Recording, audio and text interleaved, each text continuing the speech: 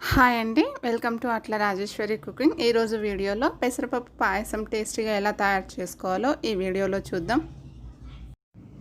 అయితే ఒక చిన్న రిక్వెస్ట్, మీలో ఎవరైనా నా ఛానల్ని కొత్తగా చూస్తుంటే ప్లీజ్ సబ్స్క్రైబ్, అలాగే పక్కనే ఉన్న బెల్ ఐకాన్ని యాక్టివేట్ చేసుకోండి. నేను చేసే ప్రతి వీడియో నోటిఫికేషన్స్లో ముందుగా వస్తుంది.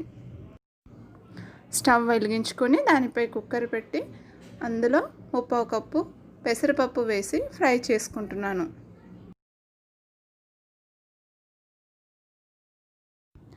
ఇలా పెసరపప్పు రంగు మారేంత వరకు ఫ్రై చేసుకోవాలి. ఇప్పుడు ఇందులో 1 కప్పు వాటర్ వేసుకోవాలి. వాటర్ వేసుకొని ఒక విజిల్ వచ్చేంత వరకు ఈ పప్పుని ఉడికించుకోవాలి.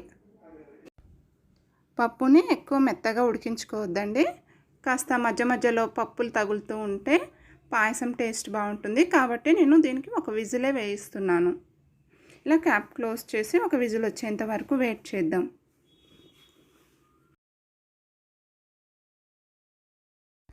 ఇప్పుడు కుక్కర్ మూత తీసి చూద్దాం. ఇదిగో ఇక్కడ నేను చూపిస్తున్నట్టుగా ఇలా ఉడకాలండి పప్పు. ఇలా ఉంటేనే బాగుంటుంది పాయసం. మనకు ఇంకాస్త మెత్తగా కావాలంటే కాస్త అక్కడక్కడ స్పూన్తో అలా మెదుపుకోవాలి. దాని తర్వాత స్టవ్ పై ఒక గిన్నెను పెట్టుకొని అందులో 2 స్పూన్స్ నెయ్యిని వేసుకుందాం. ఈ నెయ్యి వేడెక్కాక ఇందులో డ్రై ఫ్రూట్స్ వేసి వేయించుకుందాం. ముందుగా జీడిపప్పును వేయించుకుందాం.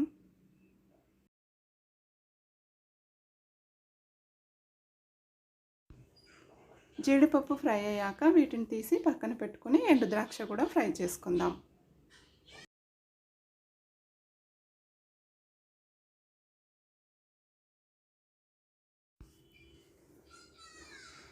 ఎండు ద్రాక్షని ఫ్రై చేసుకొని వీటిని కూడా తీసి పక్కన పెట్టుకున్న తర్వాత ఇదే నెయ్యిలోనే మనము ముందుగా ఉడికించుకున్న పప్పును వేసి కాసేపు వేయించుకుందాం. ఇలా వేయించుకోవడం వల్ల పాయసం మంచి స్మెల్ ఉంటుంది.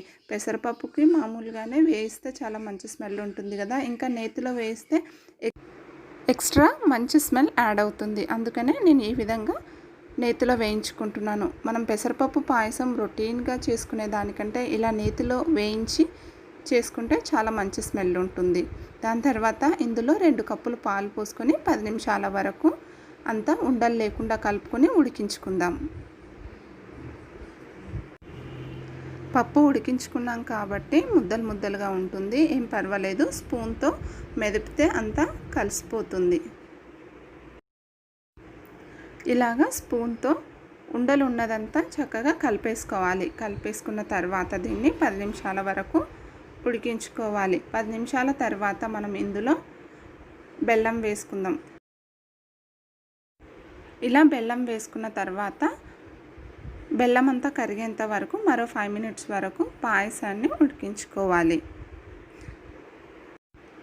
5 నిమిషాల తర్వాత ఇలా ఉడుకుతుంది కదా, ఇప్పుడు ఇందులో 1/2 స్పూను యాలకుల పొడి వేసుకుందాం. ఇప్పుడు వేయించి పెట్టుకున్న జీడిపప్పు, ఎండు ద్రాక్ష వేసుకుందాం. ఇంకా ఇష్టపడే వాళ్ళు దీంట్లో డ్రై కోకోనట్ కూడా ఫ్రై చేసుకొని వేసుకోవచ్చు, చాలా బాగుంటుంది. నేను వేయలేదు. పెసరపప్పు ఆరోగ్యానికి చాలా మంచిదండి, ఎందుకంటే పెసరపప్పు బాడీకి చలవ చేస్తుంది కాబట్టి. మరి అలాగే ఇలా పాయసంలా కానీ లేదంటే ఏ ఇతర ఆహార పదార్థాల్లో అయినా సరే పెసరపప్పుని యాడ్ చేసుకుంటూ మనం వండుకోవచ్చు, చాలా రుచిగా ఉంటుంది. ఇలాంటి మరెన్నో హెల్దీ రెసిపీస్ కోసం, ఇంకా కొత్త కొత్త రెసిపీస్ కోసం ఈ ఛానల్ని ఫాలో అవుతూ ఉండండి.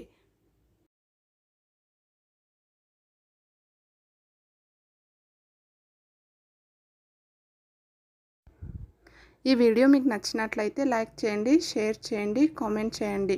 అలాగే మీ ఫ్రెండ్స్కి ఇంకా మీ రిలేటివ్స్కి కూడా షేర్ చేయండి.